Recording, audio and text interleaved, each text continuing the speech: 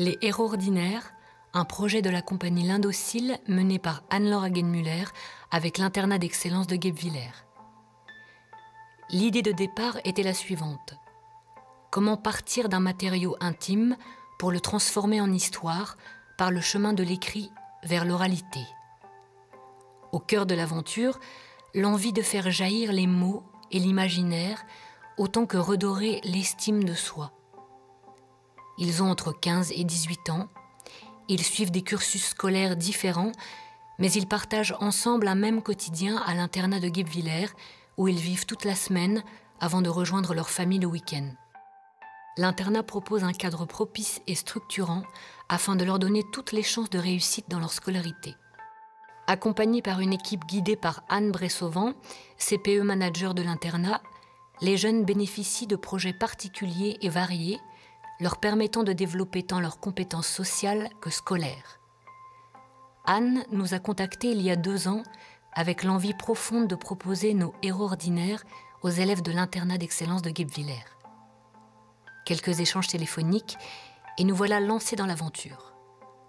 Une première rencontre avec le groupe et avec 2 enseignantes, Stéphanie Bachmann et Anne-Laurence Beuglin, qui décident de s'investir dans ce projet auprès de ces jeunes qui ne sont pas leurs élèves.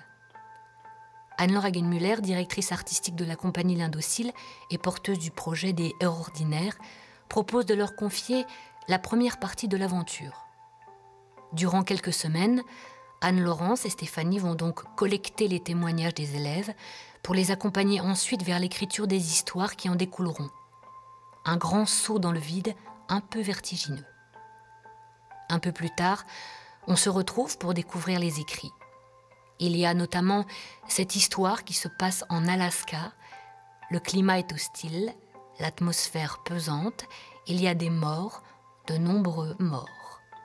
Il faut maintenant décider quoi faire de cette matière brute, oser la retoucher aussi, pour proposer un objet final dont ils seraient fiers et qui serait fidèle à l'aventure vécue.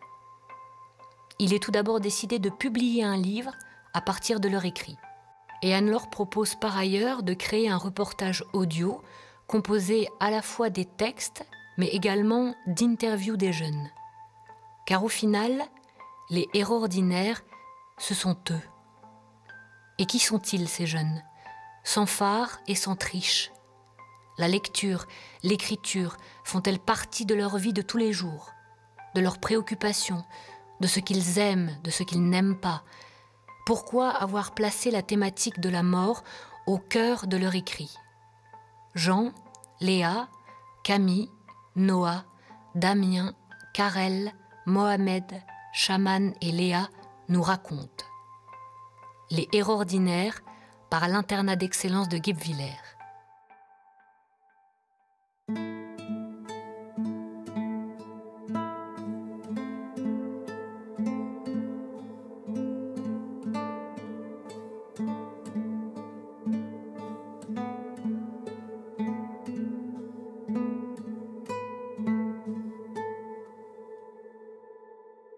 Le blizzard soufflait fort. Il peinait pour avancer dans la neige. Il s'était attendu au froid, mais pas à ce froid-là. Arissou ne put réprimer un frisson. Le ciel était noir, et ce vent chargé de petites aiguilles de glace. Il n'arriverait jamais avant la nuit. Soudain, un grondement interrompit la marche de la colonne. Erling, qui était en tête, s'arrêta net, si brutalement que Marcus se cogna la tête dans son sac. Il se dégagea en maugréant, mais tous les 5 s'immobilisèrent quand le grondement retentit encore plus fort, encore plus violemment. Arissou n'avait plus froid. Une sueur glacée lui coulait maintenant le long du dos. Sa main chercha dans le blizzard le sac à dos de Diana. Il avait besoin de sentir un point d'appui, un réconfort. C'est précisément au moment où il tendit la main que le sol craqua sous leurs pieds, que le pic qui semblait toucher le ciel s'écroula sur leur tête. Il eut le temps de prendre une inspiration quand le froid le transperça de partout et qu'il se retrouva englouti, happé dans le tourbillon glacé qui emporta son corps avec une telle violence que toute résistance lui parut impossible. Il eut à peine le sentiment de se laisser glisser dans la coulée de neige que le temps s'arrêta et qu'il sombra dans un trou noir, un puits de solitude. Il tomba comme Alice tombe dans le puits.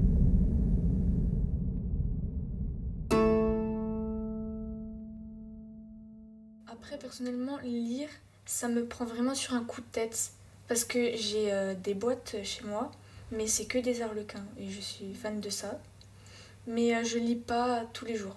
C'est vraiment quand ça me prend, d'un seul coup je peux en lire une tonne d'un seul coup comme ça. Et ça me fait du bien. Mais après c'est pas tout le temps on va dire. Est-ce que je lis? À vrai dire, moi la lecture, il n'y a pas de feeling. Je lis, mais c'est parce que c'est obligatoire. À l'école, on doit lire des livres. C'est vrai que quand je lis, je trouve l'histoire intéressante, mais je ne pourrais pas prendre le bouquin et le lire jusqu'à la fin. Du coup, ce qui me plaisait, c'est qu'à l'école, la prof elle choisissait des extraits qu'on devait lire absolument.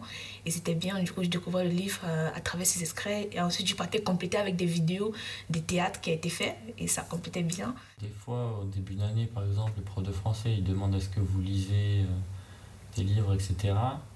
Et les BD, ça rentre à moitié dedans. Et, mais sinon, par exemple, dans l'année, on va pas en étudier. Les gens n'en écrivaient pas. Par exemple, quand on fait de la poésie ou du roman ou du théâtre, il n'y a pas une catégorie comme ça. C'est quand même assez récent. Donc c'est pas tellement très étudié. J'aime bien lire tout ce qui est BD. Après, le thème peut être varié. J'aime bien aussi lire des documentaires, par exemple, sur un sujet, enfin sur des sujets. Après, ça peut être divers. Sur Wattpad, des fanfictions entre deux garçons. Genre, j'aime bien. Par exemple, les mangas, c'est toujours un garçon et une fille. Du coup, les gens qui ont vu l'animé et qui n'aiment pas ça, bah, ils mettent deux personnages ensemble, quoi, et ils l'écrivent. C'était au CDI et la prof de CDI, elle m'avait conseillé des livres d'action et tout parce que j'aimais bien ça. Et du coup, j'ai lu Cercle des 17. Il y a 7 tomes. Il y a même le 8e, mais je ne l'ai pas encore lu. Du coup, j'ai fini les 7. Franchement, c'était bien. J'ai bien aimé. Parce que ça m'intéressait et tout. Et comme c'était des adolescents et tout, aventure et tout. Et du coup, c'était... Comment dire? T'étais plongé dans l'histoire. Et du coup, bah, je pouvais pas m'arrêter de lire et tout. Parfois, même quand j'allais manger, j'avais mon livre. Même à la récré, j'avais mon livre tout le temps. Pendant au moins 1 mois, 2 mois, comme ça, j'étais que bloqué sur ça et tout. Franchement, c'était trop bien. Lire, je lis beaucoup. Donc, je suis plutôt ce qui est fantastique, donc les Harry Potter, Hunger Games. C'est vraiment des livres que j'adore. Ou même Guilty. Ou même je créais des petits livres moi-même. Où je prenais des agrafeuses. Je faisais la couverture, j'essayais de faire l'intérieur, mais j'avais 6 ans, donc c'était pas fou.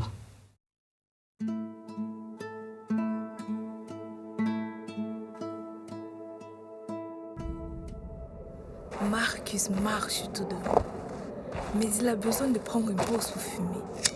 Fatigué de porter le poids de tous ses souvenirs, Marcus veut s'amuser et propose de faire une course sur le lac Julie. Mais la plaque sur laquelle est Marcus se casse.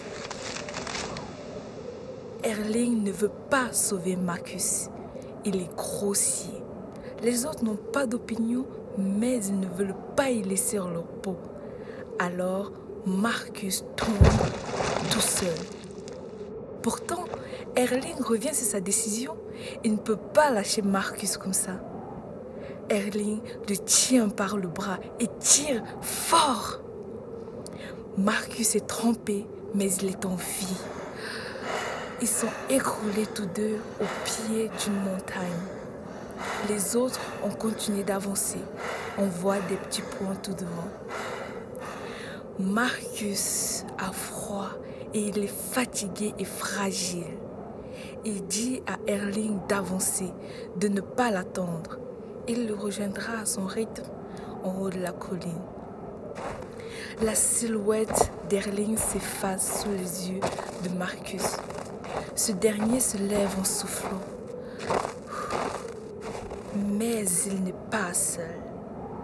Il n'est plus seul. Un loup féroce, aux yeux rouges, affamé et attiré par la viande fraîche, se tient derrière lui.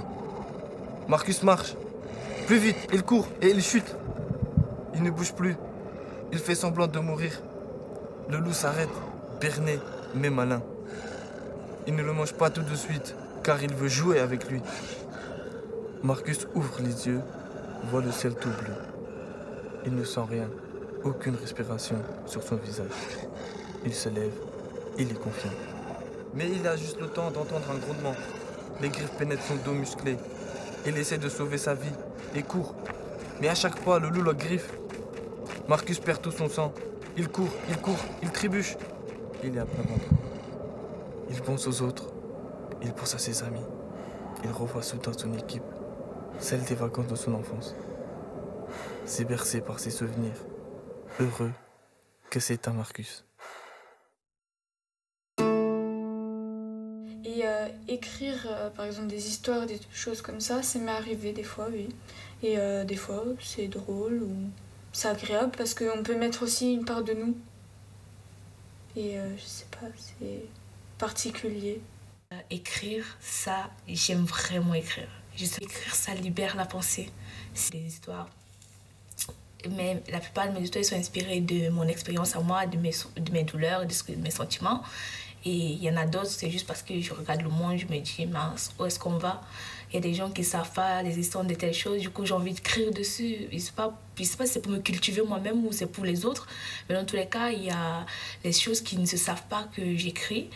Et parce que je veux les faire, je veux que les gens soient au courant de ces choses. Et moi aussi, en même temps, avoir un bagage culturel en même temps. Parce que si je ne l'écris pas, je vais l'oublier. Depuis que je suis petite, j'écris énormément. Souvent, j'écris des petites histoires. J'ai un livre, j'en ai même 3. En fait, j'en ai eu un de la maternelle jusqu'à mon CP. Après, toute ma primaire. Et après, j'en ai fait un qui a commencé du coup en 6e. Et là, j'ai des histoires que j'ai écrites encore il y a 2-3 jours. J'écris souvent des histoires que je mets dans des petits livres, même des musiques. Je sais que des fois, j'ai quand même pas mal d'imagination.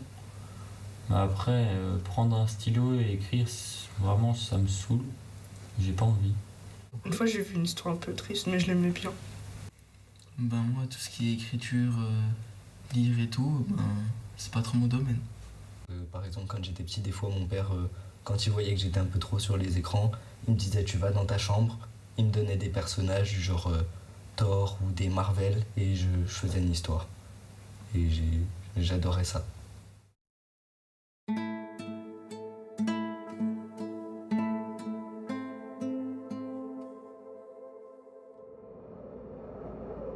Deux jours se passent.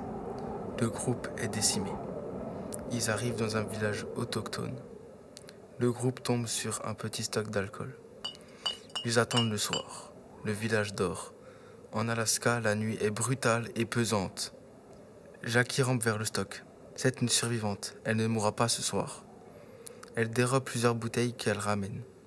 Les autres se sont endormis. Alors, elle trouve un cagibi. Elle s'y installe et elle boit à elle seule tout le stock. Et elle se souvient des plus belles choses de sa vie. Une chaleur l'envahit doucement, un peu écœurante. Elle se sent de plus en plus mal. Elle s'effondre, la nuit passe. Au petit matin, Erling et Diana se réveillent. Ils trouvent le lit de Jackie vide. Enfin, presque vide. Il reste sa peluche. C'est une bouteille en forme de vodka. Ils sont secoués par un fort pressentiment et une vive intuition. Ils foncent vers la réserve d'alcool du village et découvrent le corps de Jackie. Son cœur s'est arrêté. Erling et Diana se lancent un regard furtif et s'enfuient du village le plus vite qu'ils le peuvent. Ils courent silencieusement. Erling se remémore douloureusement ses aventures avec Jackie. C'était une chouette fille. Ils avaient bossé ensemble. Mais Jackie avait fini de se cacher, fini d'hésiter. Fini de s'excuser d'être là. Elle était partie pour un Noël éternel.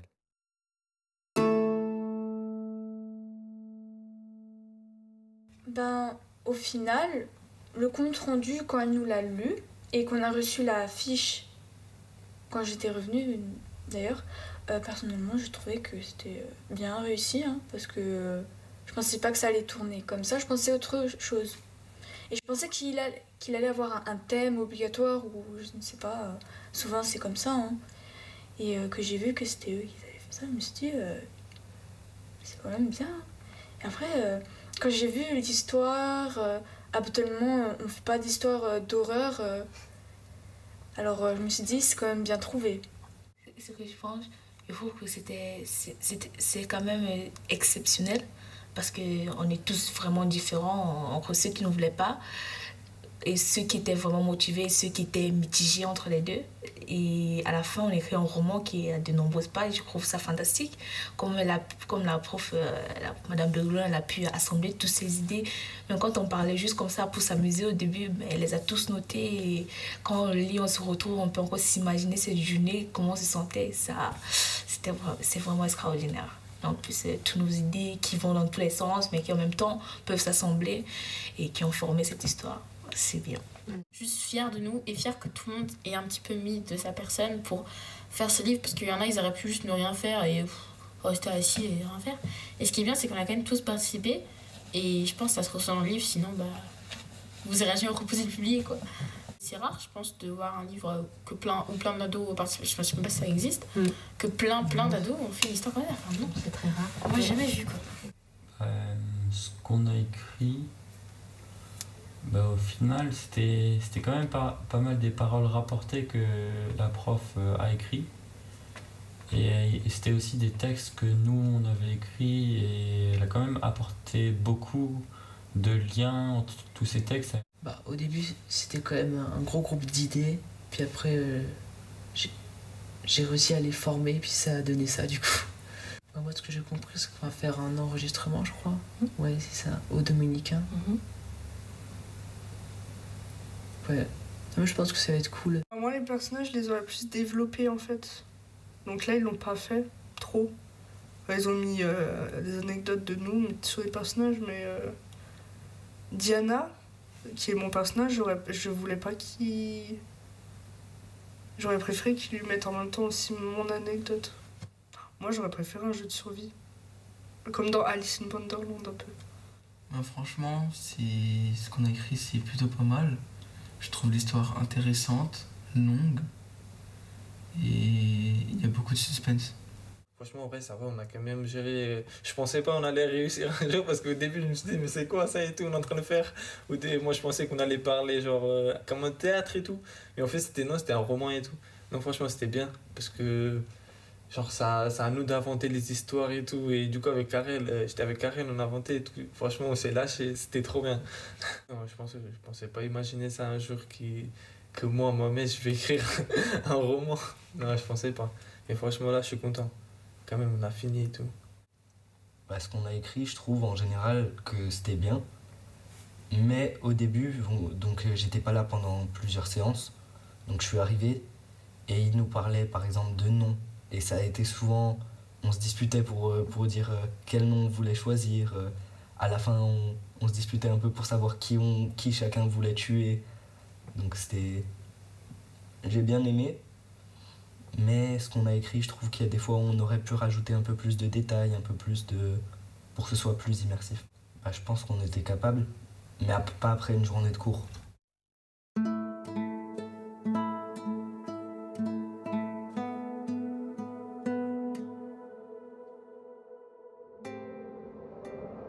Ils n'étaient plus que deux. L'Alaska les avait tous emportés. Elle sentait le vent câliner ses cheveux et ses pieds étaient perchés dans le vide. Depuis combien de temps était-elle là à hésiter? Peu importait. Par moments, elle oubliait les fois où elle avait été heureuse, les moments où sa vie était encore remplie de sens. Elle se demanda comment elle avait pu en arriver là. Des larmes perlaient sur ses joues. Diana se laissait ronger à petit feu par ses pensées morbides. Elle sombrait lentement dans le néant au fil du temps.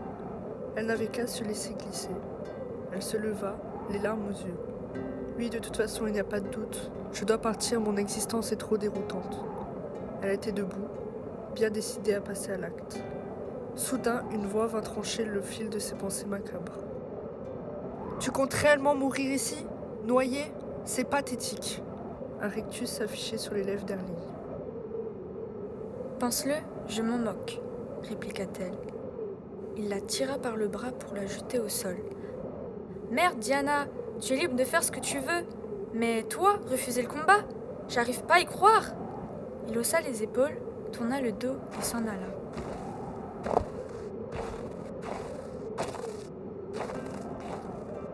Erling s'intéressait-il à elle? Il avait de l'affection pour elle? La froideur du sol sous ses pieds s'opposait à la chaleur des pensées qui envahissaient son esprit. Se battre?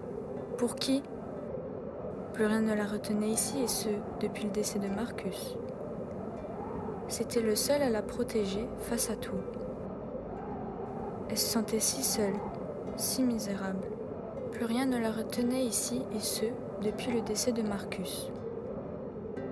Ses iris balayèrent la colline et s'accrochèrent aux silhouettes des trois tombes. Quelle ironie! Elle que plus rien accroché à la vie leur avait survécu. Elle se rapprocha un peu plus du bord de la falaise et sauta dans l'immensité de la mer. Soudain, tout s'apaisa, tout s'illumina et tout disparut. Son être et ses souvenirs furent emmenés dans le fond de l'océan avec elle.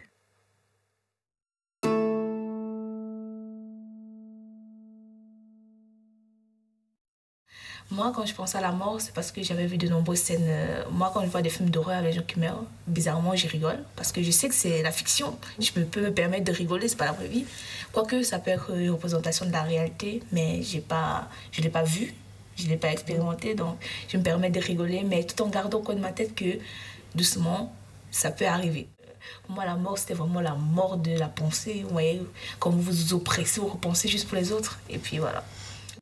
Moi, c'est comme ça que je la mettais, c'était pour dire, voilà, on t'écrit, on rigole sur toi, mais t'es pas là. On va faire des blagues sur toi, mais tu viendras pas vers nous.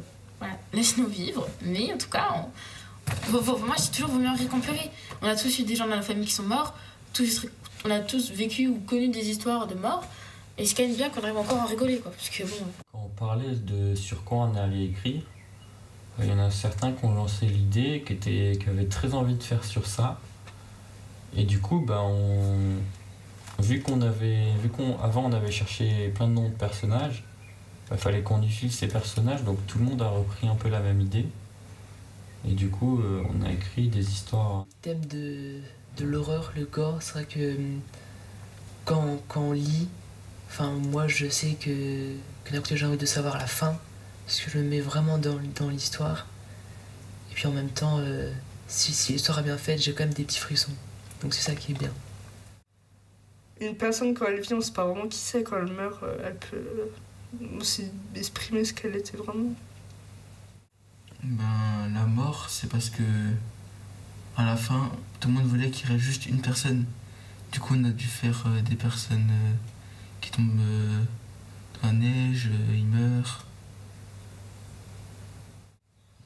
Ça permet, je pense, d'en avoir moins peur. Je pense que ça... Par exemple, on a choisi pour certains de faire des morts drôles qui ne se sont peut-être pas faits. À la base, on avait des morts drôles. Du genre, pour Arisu, j'avais choisi de faire une mort un peu idiote, donc qui marche et qui a un de ses camarades qui lui transperce la tête avec des clous, parce qu'il est tombé, mais de façon idiote. Donc je pense que c'est pour en avoir moins peur, en général. C'était Les Héros Ordinaires par les jeunes de l'internat d'excellence de Guebwiller, un projet proposé par la compagnie L'Indocile. Remerciements Stéphane Azam, Daniel Stanus, Anne-Laure Hagenmüller, Philippe Dolphus et l'équipe des Dominicains, Lorraine Moutet, Stéphanie Bachmann, Anne-Laurence Beuglin, Frédéric Neher, les parents des internes, Anne Bressovant et l'équipe de l'internat, la direction et les équipes du collège Mathias Grunewald, du lycée Alfred Kassler et les équipes du lycée Théodore Deck, Tatiana Vézine, Colline Riva et l'équipe de la compagnie L'Indocile.